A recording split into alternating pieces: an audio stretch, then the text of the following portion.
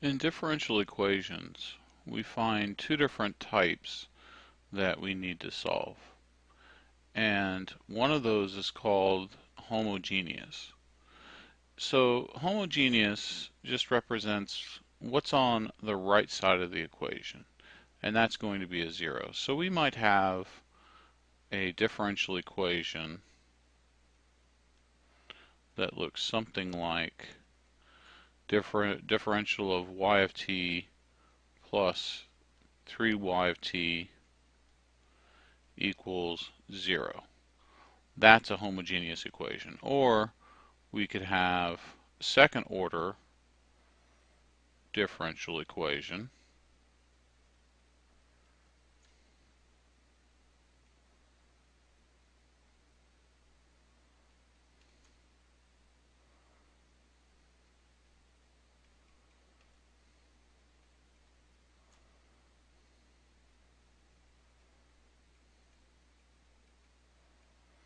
and that also is equal to 0 for a homogeneous equation.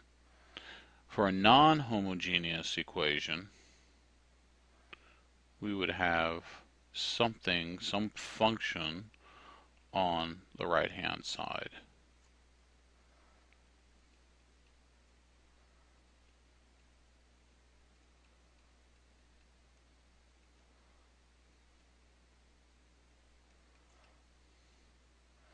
Or we could have, in a second order,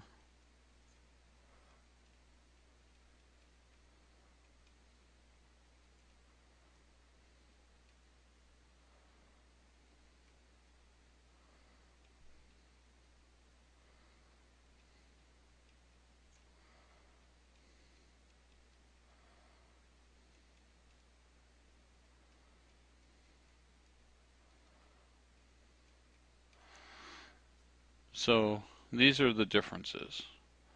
It's very, very basic, but very important. This is homogeneous. This is non-homogeneous.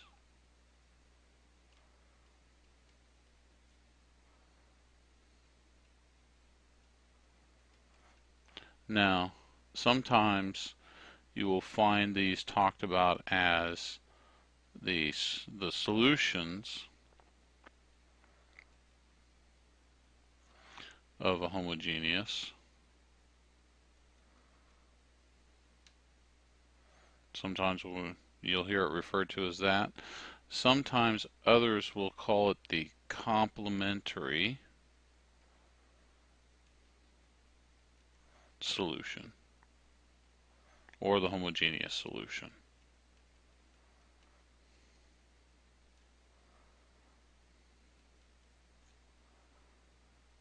Those refer to the same thing.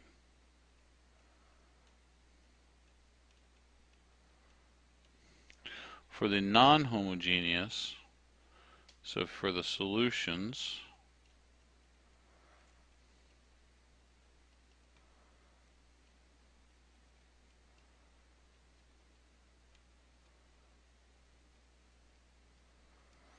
will sometimes be referred to as the particular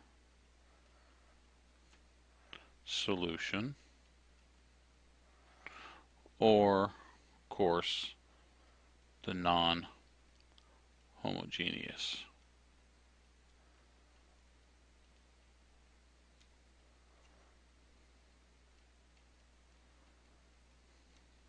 So how would we go about solving a homogeneous and non-homogeneous equation? Well, we're going to get into that in the next presentations, but one thing I want to make clear is let's take a non-homogeneous equation. Let's just make it a simple one here.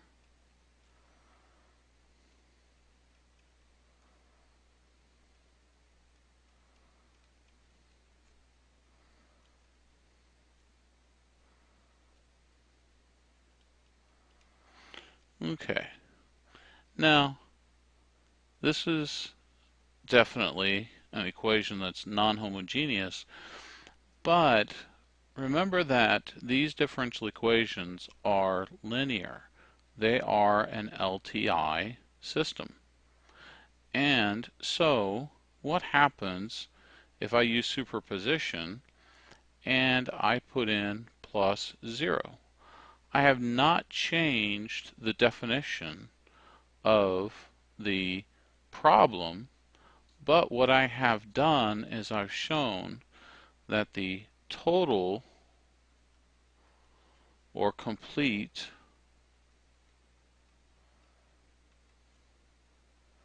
solution to the non-homogeneous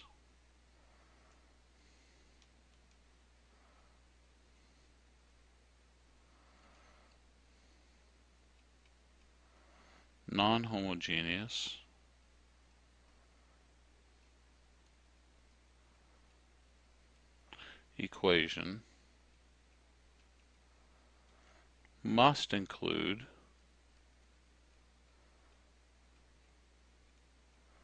the homogeneous solution.